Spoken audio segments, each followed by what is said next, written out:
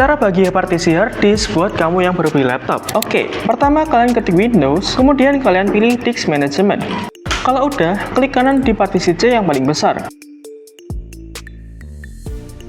Kemudian kalian klik kanan, pilih String Volume.